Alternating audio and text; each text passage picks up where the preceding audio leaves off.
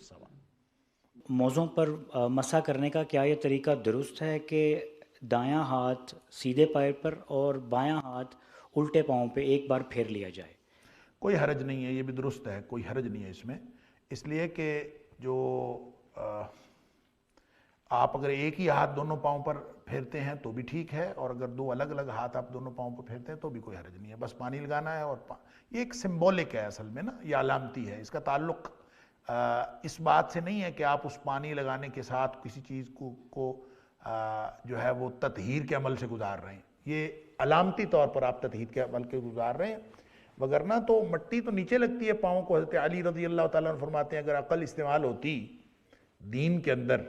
تو موزوں کو پر مسا جو ہے وہ تو پاؤں کو نیچے ہونا چاہیے تھا،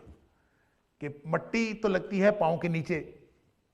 موزے لگتے ہیں نیچے، لیکن جب مسا کرتے ہیں تو وہ اوپر کی طرف کرتے ہیں، تو اس کا مطلب ہے دین میں عقل استعمال نہیں ہوتی۔